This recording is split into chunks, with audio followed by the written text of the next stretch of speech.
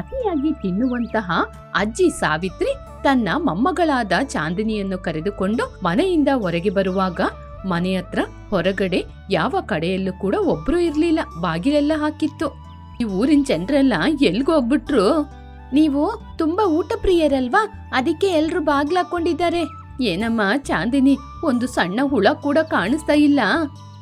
ಅಜ್ಜಿ, ಮನುಷ್ಯರಿಗೆ ಮಾತ್ರ ಅಲ್ಲ, ಸಣ್ಣ ಹುಳ ಪ್ರಾಣಿಗಳಿಗೂ ನಿಮ್ ಬಗ್ಗೆ ಗೊತ್ತಾಗಿದೆ. ತಮಾಷೆ ಮಾಡಿದ್ದು ಸಾಕು, ನಂಗೆ ಹಸಿವಾಗ್ತಾ ಇದೆ, ತಿನ್ಲಿಕ್ಕೆ ಏನಾದ್ರೂ ದಾರಿ ನೋಡು.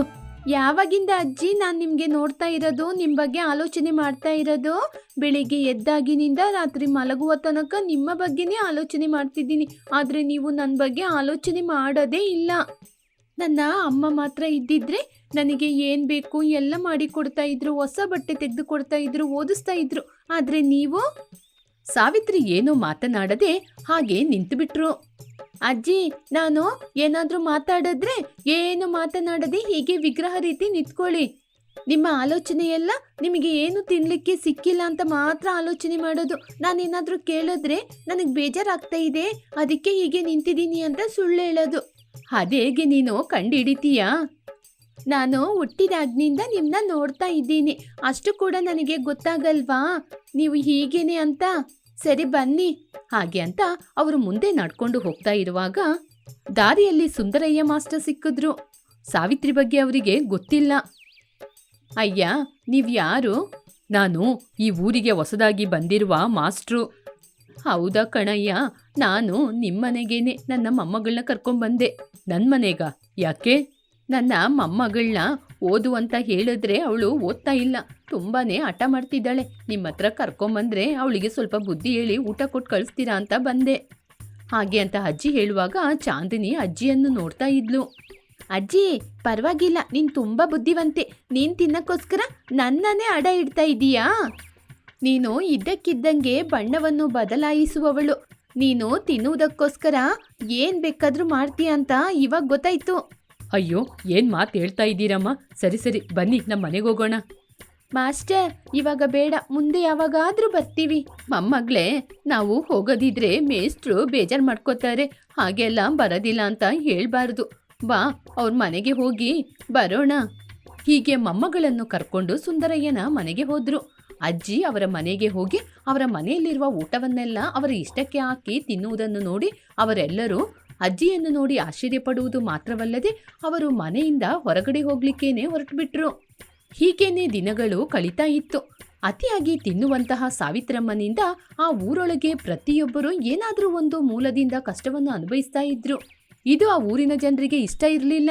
ಒಂದು ದಿನ ಚಾಂದಿನಿಯನ್ನು ನೋಡಿ ಅಜ್ಜಿಯಿಂದ ಪರಿಹಾರ ಕೇಳಿದ್ರು.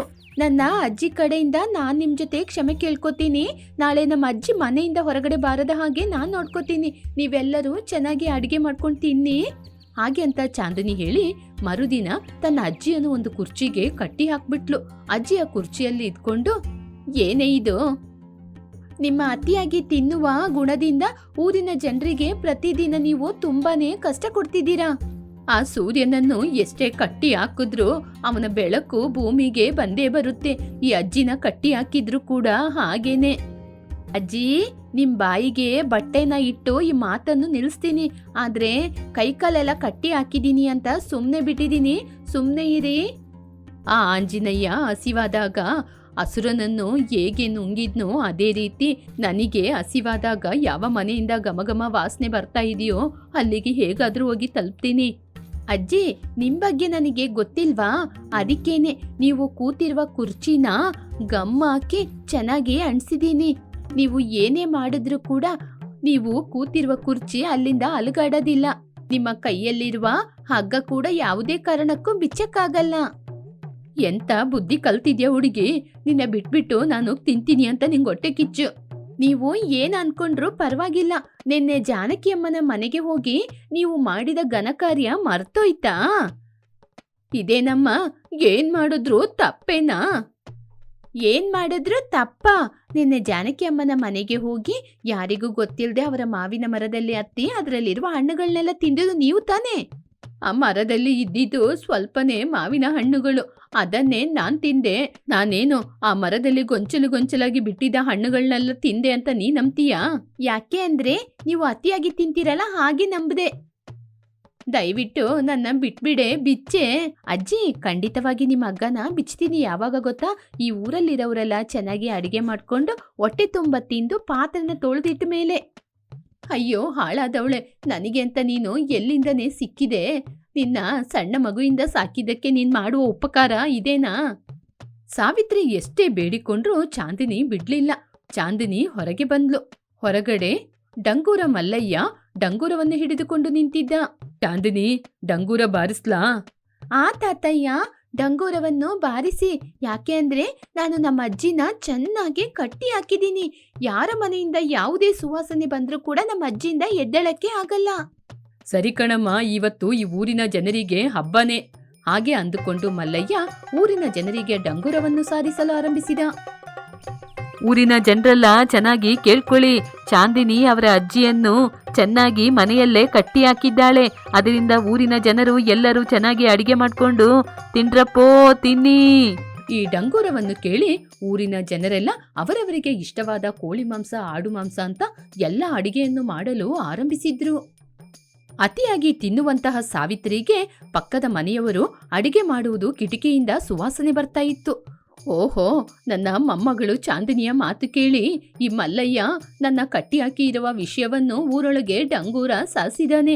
ಅದಕ್ಕೇನೆ ಊರಿನ ಜನರೆಲ್ಲ ಚೆನ್ನಾಗಿ ಅಡಿಗೆ ಮಾಡ್ಕೊಂಡು ತಿಂತಾ ಇದ್ದೀರಾ? ತಿನ್ನಿ ತಿನ್ನಿ, ನನಗೆ ಕೊಡಬಾರ್ದು ಅಂತ ತಿಂತಾ ಇದ್ದೀರಲ್ಲ. ನಿಮ್ಮೆಲ್ಲರಿಗೂ ಹೊಟ್ಟೆ ನೋವು ಬರಬೇಕು, ಎಲ್ಲರಿಗೂ ಕೈಕಾಲು ಬರದೇ ಹೋಗ್ಬೇಕು. ನಿಮ್ಮ ಮನೆಯಲ್ಲಿರುವ ಪ್ರಾಣಿಗಳನ್ನ ಯಾರಾದರೂ ಕದ್ಕೊಂಡೋಗ್ಬೇಕು. ಈ ಊರಿನ ಜನರಿಗೆ ಎಲ್ರಿಗೂ ಎಲ್ಲ ತೊಂದರೆಗಳು ಬರಬೇಕು. ಅಜ್ಜಿ ಹೇಳುವ ಮಾತು ಚಾಂದಿನಿಗೆ ಕೇಳಿಸ್ತು. ಯಾಕಜ್ಜಿ ಊರಿನ ಜನರನ್ನ ಬೈತಿದ್ದೀರಾ? ನನಗ್ ಕೊಡದೆ ತಿಂತಾ ಇದ್ದೀರಲ್ಲ, ಅದಕ್ಕೆ ಬೈತಾ ಇದ್ದೀನಿ. ಇಲ್ ನೋಡಿ ಅಜ್ಜಿ, ನೀವು ಎಲ್ಲರನ್ನ ಬೈಯೋದು ತಪ್ಪಲ್ವಾ? ಇಷ್ಟು ದಿನ ಎಲ್ಲರ ಮನೆಗೆ ನುಗ್ಗಿ ಅವ್ರ ಮನೇಲಿ ಏನಿದೆ ಎಲ್ಲಾನು ತಿಂತಾ ಇದ್ದೆ. ಆವಾಗ್ಲೂ ಅವ್ರು ಯಾರಾದ್ರೂ ಏನಾದ್ರೂ ಹೇಳಿದ್ರ? ಇಲ್ಲ ಅಲ್ವಾ? ಬೇಜಾರ್ ಮಾಡ್ಕೊಂಡ್ರು ಅಷ್ಟೇ. ನೀವು ಅತಿಯಾಗಿ ತಿಂತೀರಾ ಅಂತ ಅವರೆಲ್ಲರೂ ಅವ್ರವ್ರ ಮನೆಯಲ್ಲಿ ಚೆನ್ನಾಗಿ ಅಡಿಗೆ ಮಾಡಿ ತಿನ್ನುವುದನ್ನೇ ನಿಲ್ಸ್ಬಿಟ್ರು ಅಜ್ಜಿ. ಇದು ಸರಿನಾ ಅಜ್ಜಿ? ನಾನು ನನ್ನ ಹಸಿವನ್ನ ಎಷ್ಟು ದಿನ ಅಂತ ತಡ್ಕೊಂಡಿರೋದಮ್ಮ?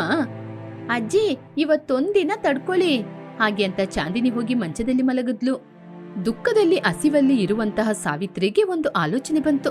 ಅವರ ದೂರದಲ್ಲೇ ಒಂದು ಮಣ್ಣಿನ ಮಡಿಕೆ ಇತ್ತು, ಅದರಲ್ಲಿ ನೀರಿತ್ತು. ಓಹೋ, ಈ ಮಡಿಕೆ ತುಂಬಾ ನೀರಿದೆ. ನಾನು ಹೇಗಾದ್ರೂ ಈ ಮಡಿಕೆನ ಹೊಡೆದಾಕಿದ್ರೆ ಇದರ ನೀರು ನಾನು ಕೂತಿರುವ ಕುರ್ಚಿಯ ಬಳಿ ಬರುತ್ತೆ. ಆವಾಗ ಗಮ್ಮೆಲ್ಲ ಬಿಟ್ಟೋಗುತ್ತೆ, ಹೇಗಾದ್ರೂ ತಪ್ಪಿಸ್ಕೋಬಹುದು. ಹೀಗೆ ಆಲೋಚನೆ ಮಾಡಿ ಅವರ ಕಾಲ ಬಳಿಯಲ್ಲಿರುವ ಗ್ಲಾಸನ್ನು ಒದ್ದರು. ಆ ಗ್ಲಾಸ್ ಹೋಗಿ ಆ ಮಣ್ಣಿನ ಮಡಿಕೆಗೆ ತಟ್ಟಿದಾಗ ಮಣ್ಣಿನ ಮಡಿಕೆ ಹೊರಟೋಗಿ ನೀರೆಲ್ಲ ಹರಿದು ಕುರ್ಚಿಯ ಬಳಿ ಬಂತು. ಆಗ ಗಮ್ಮು ಕೂಡ ಬಿಟ್ಟು ಹೋಯಿತು. ಇದೇ ಸರಿಯಾದ ಸಮಯ ಅಂತ ಅಜ್ಜಿ ಮನೆಯಿಂದ ತಪ್ಪಿಸ್ಕೊಂಡು ಹೊರಗಡೆ ಬಂದ್ರು. ಎಲ್ಲರ ಮನೆ ಮುಚ್ಚಿತ್ತು. ಊರೊಳಗೆ ಮುಚ್ಚಿರುವ ಮನೆಯನ್ನು ನೋಡಿ, ಓಹೋ, ನನ್ನ ಮೊಮ್ಮಗಳು ನನ್ನ ಕಟ್ಟಿ ಹಾಕಿರುವ ವಿಷಯ ಗೊತ್ತಾಗಿ ಎಲ್ಲರೂ ಮನೆಯಲ್ಲಿ ಚೆನ್ನಾಗಿ ಅಡ್ಗೆ ಮಾಡ್ಕೊಂಡು ಹಬ್ಬ ಮಾಡ್ತಾ ಇದ್ದೀರಾ? ಬರ್ತೀನಿ ನಾನು. ಹಾಗೆ ಅಂದುಕೊಂಡು ಒಂದು ಮನೆ ಕಿಟಕಿಯಿಂದ ನೋಡಿದಾಗ ಗಂಡ ಹೆಂಡತಿ ಇಬ್ರು ತಿಂತಾ ಇದ್ರು. ಅದನ್ನು ನೋಡಿದ್ದಕ್ಕೆ ಪಕ್ಕದ ಮನೆಯವಳು ಬಂದು ಅಜ್ಜಿನ ಬೈತಾನೆ ಇದ್ಲು. ಅಜ್ಜಿ ಕಣ್ಣೀರಾಕಿದ್ಲು. ಅಜ್ಜಿ, ಅಜ್ಜಿ, ಎಲ್ಲಿ ಹೋದ್ರಿ ಅಜ್ಜಿ? ನಿಮ್ನ ಕಟ್ಟಿ ಹಾಕಿದ್ರು ಎಲ್ಲಾದ್ರೂ ತಪ್ಪಿಸ್ಕೊಂಡು ಹೋಗ್ಬಿಡ್ತೀರಾ? ಎಲ್ಲಿಂದ ಸುವಾಸನೆ ಬರ್ತಾ ಇದೆ ಅಂತ ಅದರ ಹಿಂದೆನೆ ಹೋಗಿದ್ದೀರಾ? ಅಜ್ಜಿ, ನಮ್ಮ ಮನೆಯಲ್ಲಿ ನಾವೇ ಅಡಿಗೆ ಮಾಡ್ಕೊಂಡು ತಿನ್ಬೋದಜ್ಜಿ. ಇನ್ನೊಬ್ರ ಕೈಯಲ್ಲಿ ಮಾತು ಕೇಳ್ಕೊಂಡು ಯಾಕೆ ತಿನ್ಬೇಕು? ಹಾಗೆ ಬೈಸ್ಕೊಂಡು ತಿನ್ನೋದು ಸರಿ ಅಂದ್ರೆ ಬನ್ನಿ, ನಾನು ಬರ್ತೀನಿ, ಇಬ್ರು ತಿನ್ನೋಣ. ಹಾಗೆ ಹೇಳಿದಾಗ ಸಾವಿತ್ರಿ ಏನು ಮಾತನಾಡದೆ ನಿಂತಿದ್ಲು. ಅಜ್ಜಿ, ನಾನು ಹೇಗೋ 2-3 ಮನೆಯಲ್ಲಿ ಕೆಲಸ ಮಾಡ್ತಾ ಇದ್ದೀನಿ. ಅವರು ಸಂಬಳ ಕೊಡುವುದರಿಂದ ನಾನ್ ನಿಮ್ಗೆ ಚೆನ್ನಾಗಿ ತಾನೇ ಅಡಿಗೆ ಮಾಡಿ ಕೊಡ್ತಾ ಇದ್ದೀನಿ. ಆದ್ರೆ ನಾನ್ ತಂದ್ಕೊಡುವ ಊಟ ನಿಮ್ಗೆ ಸಾಕಾಗಲ್ಲ ತಾನೆ? ಸರಿ ಅಜ್ಜಿ, ಇವತ್ತಿಂದ ನಿಮ್ಗೋಸ್ಕರ ನಾನು ಭಿಕ್ಷೆ ಬೇಡ್ಕೊಂಡು ಅಲ್ಲಿಂದನೂ ಹಣ ತಂದು ಅಡಿಗೆ ಚೆನ್ನಾಗಿ ಮಾಡ್ಕೊಡ್ತೀನಿ. ಹಾಗೆ ಹೇಳಿದಾಗ ಅಜ್ಜಿ ಕಣ್ಣೀರಾಕೊಂಡು ಮೊಮ್ಮಗಳನ್ನ ಕರ್ಕೊಂಡು ಮನೆಗೆ ಬಂದ್ರು. ನನ್ನ ಕ್ಷಮಿಸಮ್ಮ, ನಿನಗೂ ಕೂಡ ನಾನು ತುಂಬಾನೇ ತೊಂದರೆ ಕೊಟ್ಬಿಟ್ಟೆ. ನಾಳೆಯಿಂದ ನಾನು ಕೂಡ ಕೆಲ್ಸಕ್ಕೆ ಹೋಗ್ತೀನಿ ಹಾಗೆ ಅಂತ ಹೇಳಿದಾಗ ಮಾತನ್ನು ನಂಬಿದ್ಲು ಚಾಂದಿನಿ. ಆದ್ರೆ ತಿನ್ನುವಂತಹ ಸಾವಿತ್ರಿ ಯಾಕೆ ಕೆಲ್ಸಕ್ಕೆ ಹೋಗ್ತಿದ್ದಾಳೆ ಅಂತ ಚಾಂದಿನಿ ಆಲೋಚನೆ ಮಾಡ್ಲಿಲ್ಲ. ಅಜ್ಜಿಯ ಮಾತು ಕೇಳಿ ಚಾಂದಿನಿ ಸಂತೋಷವಾಗಿ ಇದ್ಲು. ಆಕಾಶದಲ್ಲಿ ಸುಂದರವಾದ ನಕ್ಷತ್ರ, ಹೊರಗಡೆ ಬೀಸ್ತಾ ಇರುವ ಗಾಳಿ, ಒಂದು ಕತೆ ಹೇಳ್ಬೋದಲ್ಲ ತಾತ? ಯಾವ ರೀತಿ ಕತೆ ಹೇಳ್ಬೇಕು ನನ್ ಗೊಂಬೆಗೆ? ದೆವ್ವದ ಕತೆನಾ, ರಾಜರ ಕತೆನಾ? ಅಯ್ಯೋ ತಾತ, ದೆವ್ವ ಅಂದ್ರೆ ನಂಗೆ ಭಯ. ನಿಮ್ಗೆ ಗೊತ್ತು ತಾನೇ, ನನಗೆ ರಾಜರುಗಳ ಕತೆ ಹೇಳಿ ಸಾಕು. ಸರಿ ನನ್ ಬಂಗಾರ. ಒಂದೂರಲ್ಲಿ ಒಬ್ಬ ರಾಜ ಇದ್ದಂತೆ. ಅವನಿಗೆ 7 ಮಕ್ಕಳಿದ್ರಂತೆ. ಆ 7 ಮಕ್ಕಳು ಒಂದಿನ ಬೇಟೆಗೆ ಹೋಗಿ 7 ಮೀನ್ ತಂದ್ರಂತೆ. ಆ 7 ಮೀನಲ್ಲಿ ಒಂದು ಮೀನು ಕಾಣ್ತಾ ಇಲ್ಲ, ಹೌದು ತಾನೇ? ಅಯ್ಯೋ ತಾತ, ಈ ಕತೆನ ಎಷ್ಟು ಸಲ ಹೇಳ್ತೀರಾ? ಹೊಸ ಕತೆ ಇದ್ರೆ ಹೇಳಿ. ಸರಿ ಕಣಮ್ಮ, ನಿನಗೋಸ್ಕರ ಹೊಸ ಕತೆ ಹೇಳ್ತೀನಿ. ಆಗ ಅವಳ ತಾತಯ್ಯ ಕತೆಯನ್ನು ಹೇಳಲಾರಂಭಿಸಿದ್ರು. ಚಾಂದಿನಿ ಕತೆಯನ್ನು ಕೇಳ್ತಾ ಕೇಳ್ತಾ ಮಲಗಿ ನಿದ್ರೆ ಮಾಡಿದ್ಲು. ತಾತಯ್ಯ ಕೂಡ ಅವಳ ಜೊತೆನೆ ಕಂಬಳಿ ಹಾಕೊಂಡು ಬೆಚ್ಚಗೆ ಮಲ್ಕೊಂಡ್ರು. ಬೆಳಿಗ್ಗೆ ಆಯಿತು. ಅಮ್ಮ ಚಾಂದಿನಿ, ಚಾಂದಿನಿ ಎದ್ದೇಳಮ್ಮ, ಮೀನ್ ಹಿಡಿಯಕ್ ಹೋಗ್ಬೇಕಲ್ವಾ? ಆ ತಾತಯ್ಯ, ಇರಿ, ನಿದ್ರೆ ಬರ್ತಾ ಇದೆ, ಎದ್ದೇಳ್ತೀನಿ. ಹಾಗೆ ಹೇಳಿ ಚಾಂದಿನಿ ಅಲ್ಲುಚ್ಕೊಂಡ್ ಅಂತ ಹೋದ್ಲು. ಹೋಗಿ ಬಂದವಳು, ತಾತ ಇವತ್ ಮಧ್ಯಾಹ್ನಕ್ಕೆ ಏನು ಊಟ? ಮಧ್ಯಾಹ್ನಕ್ಕೆ ಗಂಜಿನೂ ಉಪ್ಪಿನಕಾಯಿನೂ. ಉಪ್ಪಿನಕಾಯ? ಐ, ನಂಗೆ ತುಂಬಾ ಇಷ್ಟ. ಸರಿ ಕಣಮ್ಮ, ಬೇಗ ಹೊರಡು. ಬೆಳಿಗ್ಗೆ ಹೋದ್ರೇನೆ ಮೀನ್ ಸಿಗೋದು. ಹೋಗಿ ಮೀನ್ ಹಿಡಿಬೇಕಲ್ವಾ? ಆ ತಾತಯ್ಯ, ಇದೋ ಬರ್ತೀನಿ, ಮುಗೀತು. ಹಾಗೆ ಅಂತ ಹೊರಟು ಬಂದ್ಲು. ತಾತಯ್ಯ, ಇವತ್ತು ನಾವು ತುಂಬಾ ಮೀನ್ ಹಿಡಿಬೇಕು. ಇಲ್ಲಿ ನೋಡಿ ತಾತಯ್ಯ, ನೀವು ತುಂಬಾ ಮೀನ್ ಹಿಡಿದ್ರೆ ನನಗೆ ಹೊಸ ಬಟ್ಟೆ ತೆಗೆದುಕೊಡ್ಬೇಕು. ಎಲ್ಲ ಅಂತ ಮಾತ್ರ ಹೇಳ್ಬಾರ್ದು. ಅಯ್ಯೋ ನನ್ ಬಂಗಾರ, ನಾನ್ ನಿನಗ್ ಮಾಡ್ದೆ ಇನ್ ಯಾರಿಗಮ್ಮ ಮಾಡ್ತೀನಿ? ಹೀಗೆ ಮನೆಯಿಂದ ಮಾತಾಡ್ಕೊಂಡು ಅಲ್ಲಿಂದ ಹೊರಟು ಸ್ವಲ್ಪ ಹೊತ್ತಿನಲ್ಲೇ ನದಿಗೆ ಬಂದ್ರು. ಅಮ್ಮ ಚಾಂದಿನಿ, ಈ ಊಟದ ಬ್ಯಾಗನ್ನು ತೆಗೆದುಕೊಂಡು ಹೋಗಿ ಆ ಕಡೆ ಇಡಮ್ಮ. ಆ ಸರಿ ತಾತ. ಹಾಗೆ ಹೇಳಿ ಚಾಂದಿನಿ ಆ ಬ್ಯಾಗನ್ನು ತೆಗೆದುಕೊಂಡು ಹೋಗಿ ಒಂದು ಮರದ ಹತ್ರ ಇಟ್ಲು. ಸುಬ್ಬಯ್ಯ ಅಷ್ಟರಲ್ಲಿ ಮೀನನ್ನು ಹಿಡಿಯಲು ಆರಂಭಿಸಿದ್ರು. ಆವಾಗ ಅವರಿಗೆ ದೊಡ್ಡ ದೊಡ್ಡ ಮೀನುಗಳು ಸಿಕ್ತು. ತಾತ, ಇವತ್ತು ದೊಡ್ಡ ದೊಡ್ಡ ಮೀನ್ ಸಿಗ್ತಾ ಇದೆ ತಾತ. ಅಷ್ಟರಲ್ಲಿ ಸಿದ್ದಯ್ಯ ಮನೆಯಿಂದ ಕಸದ ಬ್ಯಾಗನ್ನು ತೆಗೆದುಕೊಂಡು ಬಂದ. ಏನಪ್ಪಾ ಸಿದ್ದಯ್ಯ, ಈ ಕಸದ ಮೂಟೆಯನ್ನು ಎಲ್ಲಿಗೆ ತರ್ತಾ ಇದ್ದೀಯಾ? ಬೇರೆ ಎಲ್ಲಿಗೆ ತರದು, ಈ ನದಿಗೆ ಎಸಿಯಕ್ಕೆ. ಏನು, ಈ ಕಸದ ಮೂಟೆಯನ್ನು ನದಿಗೆ ಎಸಿತೀಯಾ? ಯಾಕಪ್ಪ ಹೀಗೆ ಮಾಡ್ತೀಯಾ? ನೀನ್ ಮಾಡೋ ತಪ್ಪಲ್ವಾ? ಇಲ್ಲಿ ನೋಡು ಸುಬ್ಬಯ್ಯ, ನಾನು ಎಷ್ಟೋ ಕಾಲದಿಂದ ಮನೆ ಕಸವನ್ನೆಲ್ಲ ತಂದು ಈ ನದಿಗೆನೆ ಎಸಿತಾ ಇದ್ದೀನಿ. ನನಗೇನಾಯ್ತು? ನಾನು ಚೆನ್ನಾಗಿ ತಾನೇ ಇದ್ದೀನಿ. ನೀನೇನು ಇದ್ರ ಬಗ್ಗೆ ಮಾತಾಡ್ತೀಯಾ? ಏನಪ್ಪ ಮಾತಾಡ್ತಾ ಇದ್ದೀಯಾ? ಈ ಊರಲ್ಲಿ ಎಷ್ಟೋ ಜನರು ಅನಾರೋಗ್ಯದಿಂದ ಒದ್ದಾಡ್ತಾ ಇದ್ದಾರೆ. ಅವರೆಲ್ಲರೂ ಈ ನದಿಯ ನೀರನ್ನು ತಾನೇ ಕುಡಿತಾ ಇದ್ದಾರೆ. ಹಾಗಿರುವಾಗ ಮತ್ತೆ ಮತ್ತೆ ಕಸ ತಂದು ಈ ನದಿಗೆ ಹಾಕಿದ್ರೆ ಈ ಊರಿನ ಜನರು ಈ ನದಿಯ ನೀರನ್ನು ತಾನೇ ನಂಬಿ ಜೀವನ ಮಾಡ್ತಿದ್ದಾರೆ. ಈ ಊರಲ್ಲಿರುವ ಜನರೆಲ್ಲ ಇದೇ ರೀತಿ ಕೆಲಸವನ್ನೇ ಮಾಡ್ತಾ ಇದ್ದಾರೆ. ನೀನು ನನ್ನ ಮಾತ್ರ ತಡೆದು ಏನ್ ಸಾಧನೆ ಮಾಡ್ತೀಯಾ? ಮೊದ್ಲು ಅವ್ರನ್ನ ನಿಲ್ಸು, ಆಮೇಲೆ ನಾನ್ ನಿಲ್ತೀನಿ. ಹೀಗೆ ಸಿದ್ದಯ್ಯ ಕಸವನ್ನು ತೆಗೆದು ನೀರಿಗೆ ಎಸೆದು ಅಲ್ಲಿಂದ ಹೊರಟು ಹೋದ. ತಾತಯ್ಯ, ನೀವು ನಂಗೆ ಎಷ್ಟು ಸಲ ಹೇಳಿದೀರಾ, ಕಸನ ತಗೊಂಬಂದು ಹೀಗೆ ಎಸಿಬಾರ್ದು. ಒಂದು ಕಡೆ ಗುಂಡಿ ತೆಗೆದು ಆ ಗುಂಡಿಗೆ ಕಸ ಹಾಕ್ಬೇಕು, ಅಥವಾ ಊರಿನಿಂದ ಆಚೆ ಜನರ ಓಡಾಟ ಇಲ್ಲದಿರುವ ಪ್ರದೇಶದಲ್ಲಿ ಕಸ ಹಾಕ್ಬೇಕು ಅಂತ. ಹೌದು ಕಣಮ್ಮ, ನಮ್ಮ ಕಾಲದಲ್ಲಿ ನೀರಿಗೆ ತುಂಬಾ ಪ್ರಾಮುಖ್ಯತೆ ಕೊಡ್ತಾ ಇದ್ದೋ.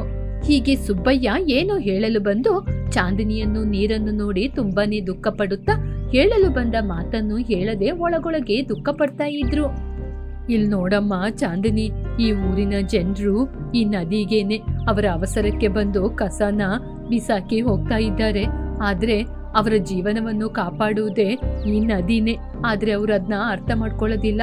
ಈ ನದಿಯಲ್ಲಿ ಜನರು ಕಸನ ಹಾಕ್ತಾ ಇದ್ದಾರಲ್ಲ, ಅದನ್ನ ನಾವೇ ಏನಾದ್ರೂ ಮಾಡಿ ತಡಿಬೇಕು. ತಾತಯ್ಯ, ಹಾಗಾದ್ರೆ ನಾವೊಂದ್ ಕೆಲ್ಸ ಮಾಡೋಣ, ನಾವೇ ಈ ನೀರನ್ನು ಶುದ್ಧ ಮಾಡೋಣ. ಆಗ ಬರುವ ಜನರು ಕೂಡ ನಮ್ಮನ್ನ ನೋಡಿ ಕಲಿತಾರಲ್ವಾ? ಆಗ ಸುಬ್ಬಯ್ಯ ಚಾಂದಿನಿಯನ್ನು ನೋಡಿ ಸಂತೋಷ ಪಡುತ್ತಾ, ಇಲ್ಲಿ ನೋಡಮ್ಮ ಚಾಂದಿನಿ, ನಿನ್ನ ವಯಸ್ಸಿಗೆ ನೀನೇ ಇಷ್ಟೊಂದು ಆಲೋಚನೆ ಮಾಡ್ತಾ ಇದ್ದೀಯ. ಸರಿ ಕಣಮ್ಮ, ಮೀನೆಲ್ಲ ಹಿಡಿದಾದ್ಮೇಲೆ ಮಧ್ಯಾಹ್ನದ ಸಮಯಕ್ಕೆ ನಾವೇ ಈ ನೀರಲ್ಲಿರುವ ಕಸನ ಶುದ್ಧ ಮಾಡೋಣ. ತಾತಯ್ಯ, ಇವತ್ತಿಂದನೇ ಆ ಕೆಲಸವನ್ನು ಆರಂಭಿಸೋಣ. ಹಾಗೆ ಅಂತ ಚಾಂದಿನಿ ಹೇಳಿದಾಗ ಸುಬ್ಬಯ್ಯ ಹಾಗೂ ಚಾಂದಿನಿ ಅಂದಿನಿಂದ ಪ್ರತಿದಿನ ಕೆಲಸ ಮುಗಿದ ನಂತರ ದೋಣಿಯಲ್ಲಿ ನದಿಗೆ ಇಳಿದು ನದಿಯಲ್ಲಿರುವ ಕಸವನ್ನೆಲ್ಲ ಬಾಚಿ ತಗೊಂಬಂದು ಹೊರಗಡೆ ಚೆಲ್ತಾ ಇದ್ರು. ಅಮ್ಮ ಚಾಂದಿನಿ, ಈ ದೊಡ್ಡ ನದಿಯನ್ನು ನಮ್ಮಿಂದ ಶುದ್ಧ ಮಾಡಲು ಸಾಧ್ಯ ಇಲ್ಲ ಕಣಮ್ಮ. ನಾವು ಎಷ್ಟೇ ಶುದ್ಧ ಮಾಡ್ತಾ ಇದ್ರೂ ಕೂಡ ಜನರಿಗೆ ಇದರ ಪ್ರಾಮುಖ್ಯತೆ ಗೊತ್ತಾಗದೆ ಕಸನ ತಂದು ಈ ನದಿಗೆನೆ ಎಸಿತಾ ಇದ್ದಾರೆ. ಇದಕ್ಕೆ ನಾವು ಕಸನ ಬಾಚ್ತಾ ಇದ್ರೆ ಏನೂ ಪ್ರಯೋಜನವಿಲ್ಲ ಕಣಮ್ಮ. ತಾತಯ್ಯ, ಹಾಗಾದ್ರೆ ಏನ್ ಮಾಡೋದು? ಹಾಗೆ ಅಂತ ಚಾಂದಿನಿ ದುಃಖ ಪಡುತ್ತಾ ಒಂದು ಮರದತ್ರ ಬಂದು ನಿಲ್ವಾಗ ಒಬ್ರು ಸ್ವಾಮೀಜಿ ಚಾಂದಿನಿಯನ್ನು ನೋಡಿದ್ರು. ಏನಮ್ಮ, ತುಂಬಾ ದುಃಖದಿಂದ ಇದ್ದೀಯಾ? ನಿನ್ನ ಕಷ್ಟ ಏನು ಅಂತೇಳು, ನಾನು ಪರಿಹಾರ ಮಾಡ್ತೀನಿ. ಸ್ವಾಮೀಜಿ, ನನ್ನ ಕಷ್ಟ ಏನು ಅಂತ ಹೇಳಿದ್ರೆ ಪರಿಹಾರ ಮಾಡ್ತೀರಾ? ಖಂಡಿತಮ್ಮ, ನನ್ನಿಂದ ಸಾಧ್ಯವಾದರೆ ಖಂಡಿತ ಪರಿಹಾರ ಮಾಡ್ತೀನಿ. ಸರಿ, ನಿನ್ನ ಸಮಸ್ಯೆ ಏನು? ಸ್ವಾಮೀಜಿ, ಈ ಊರಿನ ಜನರು ಈ ನದಿಯಲ್ಲಿ ಕಸನ ಹಾಕ್ತಾರೆ. ನಾನು ನನ್ನ ತಾತಯ್ಯ ಪ್ರತಿದಿನ ಈ ನೀರೊಳಗೆ ಇಳಿದು ಆ ಕಸನೆಲ್ಲ ತೆಗಿತಾ ಇದ್ದೀವಿ. ಆದ್ರೆ ಜನರು ಇದನ್ನ ಅರ್ಥ ಮಾಡ್ಕೊಳ್ಳದೆ ಪ್ರತಿದಿನ ಮತ್ತೆ ಮತ್ತೆ ಬಂದು ಈ ನದಿಯಲ್ಲಿ ಕಸನ ಎಸಿತಾ ಇದ್ದಾರೆ. ಇದರಿಂದ ಈ ನೀರು ಕಲುಷಿತ ಆಗ್ತಾ ಇದೆ. ಈ ನೀರನ್ನ ಕುಡಿದು ಎಷ್ಟೋ ಜನರಿಗೆ ಅನಾರೋಗ್ಯದ ತೊಂದರೆ ಕೂಡ ಆಗ್ತಾ ಇದೆ. ಆದ್ರೆ ಈ ಊರಿನ ಜನರಿಗೆ ಅವರು ಮಾಡಿದ ತಪ್ಪನ್ನು ಹೇಳಿದ್ರೆ ಅವರು ತಿದ್ಕೊಳ್ಳೋದು ಇಲ್ಲ, ಕೇಳೋದು ಇಲ್ಲ. ಇದಕ್ಕೆ ನೀವೇ ಏನಾದ್ರೂ ಪರಿಹಾರ ಮಾಡಿ ಕೊಡ್ಬೋದಾ? ಇಷ್ಟು ಸಣ್ಣ ವಯಸ್ಸಲ್ಲಿ ಆ ದೇವರು ನಿನಗೇನೆ ಇಷ್ಟೊಂದು ಬುದ್ಧಿಶಕ್ತಿ ಕೊಟ್ಟಿರುವಾಗ ನಾನು ನಿನಗೆ ಒಂದು ಸಹಾಯವನ್ನು ಮಾಡಲು ಸಿದ್ಧ. ನಾನು ನಿನಗೋಸ್ಕರ ಒಂದು ದ್ರವವನ್ನು ವರವಾಗಿ ಕೊಡ್ತೀನಿ. ಆ ದ್ರವವನ್ನು ಇಟ್ಟು ಈ ನೀರನ್ನು ನೀನು ನಿನ್ನ ಇಚ್ಛೆಯ ಪ್ರಕಾರ ಕಾಪಾಡಬಹುದು. ಈ ದ್ರವವನ್ನು ಹಚ್ಚಿಕೊಂಡು ನೀನು ನೀರೊಳಗೆ ಇಳಿದ್ರೆ ನೀರೊಳಗೆ ಮುಳುಗುವುದಿಲ್ಲ. ನಿನ್ನಿಂದ ನೀರಿನ ಮೇಲೆ ನಡೆಯಲು ಸಾಧ್ಯ. ಹಾಗೆ ಅಂತ ದ್ರವವನ್ನು ಕೊಟ್ರು. ಸ್ವಾಮೀಜಿ, ನಿಮಗೆ ತುಂಬಾ ಧನ್ಯವಾದಗಳು. ಈ ಊರನ್ನು ಕಾಪಾಡಿದ್ದೀರಾ. ನಿನ್ನಂತ ಒಂದು ಹೆಣ್ಣು ಮಗಳಿದ್ರೆ ಈ ಊರನ್ನು ಮಾತ್ರವಲ್ಲ, ಪ್ರಪಂಚವನ್ನೇ ಬದಲಾಯಿಸಬಹುದು. ನನಗೆ ಧ್ಯಾನಕ್ಕೆ ಸಮಯವಾಯಿತು, ನಾನಿನ್ನು ಹೊರಡ್ತೀನಿ. ಹಾಗೆ ಅಂತ ಹೇಳಿ ಸ್ವಾಮೀಜಿ ಚಾಂದಿನಿಗೆ ಆಶೀರ್ವಾದವನ್ನು ಮಾಡಿ ಅಲ್ಲಿಂದ ಕಳಿಸಿದ್ರು. ಆ ನಂತರ ಚಾಂದಿನಿ, ತಾತಯ್ಯ, ನಿಮ್ಗೆ ಒಂದು ವಿಚಾರ ಹೇಳ್ಬೇಕು. ಏನಮ್ಮ? ಬೇಗ ಹೇಳಮ್ಮ.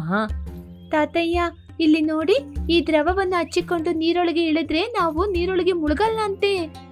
ಇದನ್ನು ನಿನಗೆ ಯಾರಮ್ಮ ಹೇಳಿದ್ರು? ತಾತಯ್ಯ, ನಾನು ಅಲ್ಲಿ ಕೂತಿದ್ದಾಗ ಸ್ವಾಮೀಜಿ ಬಂದ್ರು. ಅವರು ನನ್ನ ಮುಖವನ್ನು ನೋಡಿ ನನ್ನ ಕಷ್ಟವನ್ನು ಕೇಳಿದ್ರು. ನಾನು ಕೂಡ ನಡೆದ ವಿಚಾರವನ್ನು ಹೇಳಿದೆ. ಆವಾಗ ಅವರು ನನಗೆ ಈ ದ್ರವವನ್ನು ಕೊಟ್ಟು ಇದರಿಂದ ಈ ನದಿಯನ್ನು ಕಾಪಾಡಿಕೋ ಅಂತ ಹೇಳಿದ್ರು. ಸ್ವಾಮೀಜಿ ಹೇಳಿದ ಹಾಗೆ ಈ ದ್ರವ ಹಚ್ಕೊಂಡು ನೀರೊಳಗೆ ಇಳಿಯೋದಾ? ಸರಿ ಕಣಮ್ಮ, ನೀನು ಪ್ರಯತ್ನ ಮಾಡಬೇಡ, ನಾನು ಮೊದಲು ಮಾಡ್ತೀನಿ. ಹಾಗೆ ಅಂತ ತಾತಯ್ಯ ಕಾಲಿಗೆ ಆ ದ್ರವವನ್ನು ಹಚ್ಚಿಕೊಂಡು ನೀರೊಳಗೆ ಇಳಿದ್ರು. ಹೀಗೆ ಸುಬ್ಬಯ್ಯ ನೀರೊಳಗೆ ಇಳಿದ್ರು. ಆದರೆ ಅವರು ನೀರೊಳಗೆ ಮುಳುಗದೆ ನೀರಿನ ಮೇಲೆ ನಡೀತಾ ಇದ್ರು. ಅಮ್ಮ ಚಾಂದಿನಿ, ನೀನ್ ಹೇಳಿದ್ದು ನಿಜನೇ ಕಣಮ್ಮ. ಇದು ದೊಡ್ಡ ವಿಷಯನೇ. ಇದು ಸಾಧಾರಣವಾದ ವಿಷಯವಲ್ಲ. ಈ ನೀರನ್ನು ನೋಡಿದ್ರೆ ಮಾಯದ ನೀರಿನ ಹಾಗೆ ಇದೆ.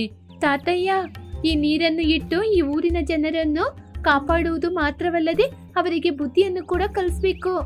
ಸರಿಯಮ್ಮ ಚಾಂದಿನಿ, ನೀನು ಹೋಗಿ ಊರೊಳಗಿರುವ ಜನರನ್ನು ಕರ್ಕೊಂಬಾ. ಹಾಗೆ ಚಾಂದಿನಿಯ ಬಳಿ ತಾತಯ್ಯ ಹೇಳಿದಾಗ ಅವಳು ಊರೊಳಗೆ ಹೋಗಿ ಎಲ್ಲರನ್ನು ಕರೆದುಕೊಂಡು ಬಂದ್ಲು. ಏನ್ ಸುಬ್ಬಯ್ಯ, ಮತ್ತೆ ನಿನ್ನ ಪ್ರವಚನಗಳನ್ನು ಆರಂಭಿಸಲು ಕರ್ದಾ? ಇಲ್ಲಿ ನೋಡಪ್ಪ, ನಿಮಗೆ ಬುದ್ಧಿ ಹೇಳಲು ನಾನ್ಯಾರು? ಈ ನದಿ ತುಂಬಾ ಮಹತ್ವಪೂರ್ಣವಾದ ನದಿ. ಈ ನೀರು ತುಂಬಾ ಅದ್ಭುತವಾದ ನೀರು. ಬೇಕಂದ್ರೆ ನಿಮಗೂ ಕೂಡ ಇದರ ಬಗ್ಗೆ ತೋರಿಸ್ಕೊಡ್ತೀನಿ. ಈ ಕಡೆ ಬನ್ನಿ. ಈ ನೀರೊಳಗೆ ಇಳಿಲಿಕ್ಕೆ ಮುಂಚಿತವಾಗಿ ಮೊದಲು ನೀರಿನಿಂದ ಕಾಲನ್ನು ತೊಳೆದು ಆನಂತರ ಈ ನೀರೊಳಗೆ ಇಳಿಬೇಕು. ಹಾಗೆ ಅಂತ ಹೇಳಿ ಅಜ್ಜನು ಮೊಮ್ಮಗಳು ನೀರಿನಿಂದ ಕಾಲನ್ನು ತೊಳೆದು ನದಿಗೆ ಇಳಿದ್ರು. ಆದ್ರೆ ಅವರು ನದಿಯಲ್ಲಿ ಮುಳುಗಿ ಹೋಗದೆ ಮೇಲೇನೆ ನಡೀತಾ ಇದ್ರು. ಅರೆ, ನಿಜವಾಗ್ಲೂ ಇದು ತುಂಬಾ ಅದ್ಭುತವಾದ ನದಿನೇ. ಹೌದು, ನಾನು ಹೇಳುವುದು ನಿಜ. ಇದು ಮಾಯ ನದಿ. ಆಗ ಊರಿನ ಜನರು ಕೂಡ ಆ ನೀರಿನಿಂದ ಕಾಲನ್ನು ತೊಳೆದುಕೊಂಡು ಆ ನದಿಯ ಒಳಗೆ ಇಳಿದ್ರು. ಅವರು ಕೂಡ ನೀರಿನೊಳಗೆ ಮುಳುಗದೆ ಮೇಲೇನೆ ತೇಲ್ತಾ ಇದ್ರು. ಇವಾಗಾದ್ರೂ ನಂಬ್ತೀರಾ? ನಿಜವಾಗ್ಲೂ ಇದು ಮಾಯ ನದಿ. ಈ ನದಿಗೆ ನಾವು ಯಾವ ಕೆಡುಕನ್ನು ಕೂಡ ಮಾಡಲೇಬಾರದು. ಈ ನದಿಗೆ ನಾವೇನಾದ್ರೂ ಕೆಡುಕು ಮಾಡಿದ್ರೆ ಖಂಡಿತವಾಗಿ ಈ ನದಿ ನಮಗೆ ಕೆಡುಕನ್ನು ಮಾಡುತ್ತೆ. ಇದನ್ನು ಭದ್ರವಾಗಿ ನೋಡಿಕೊಳ್ಳಬೇಕು. ಇದು ಮಾಯ ನದಿ ಆದ ಕಾರಣ ಮುಂದಿನ ದಿನಗಳಲ್ಲಿ ಇನ್ನೇನು ಆಗುತ್ತೋ, ಅದಕ್ಕೇನೆ ನಾವು ಸ್ವಲ್ಪ ನದಿಯಿಂದ ಎಚ್ಚರವಾಗಿರಬೇಕು. ನಿಜನೇ ಸುಬ್ಬಯ್ಯ, ನೀನು ಹೇಳುವುದು. ಇನ್ ಮುಂದೆ ಈ ನದಿಯಲ್ಲಿ ಯಾರು ಕೂಡ ಕಸವನ್ನು ಹಾಕದ ಹಾಗೆ ನಾನೇ ಮುಂದೆ ನಿಂತು ನೋಡ್ಕೋತೀನಿ. ನಿಜವಾಗ್ಲೂ ಈ ಊರಿನ ಜನರು ಕಸನ ತಂದು ಮತ್ತೆ ಈ ನದಿಗೆ ಎಸೆದ್ರೆ ಈ ನದಿ ತಾಯಿ ಕೋಪದಿಂದ ಉಕ್ಕಿ ಹರಿದು ಊರನ್ನೇ ಮುಳುಗಿಬಿಡುತ್ತೆ. ಹೀಗೆ ಸಿದ್ದಯ್ಯ ಮತ್ತೊಮ್ಮೆ ಭಯವನ್ನು ಉಂಟು ಮಾಡಿದ. ಅಂದಿನಿಂದ ಊರಿನ ಜನರು ಆ ನದಿಯನ್ನು ಮಾಯ ನದಿ ಅಂತ ಕರಿತಾ ಇದ್ರು.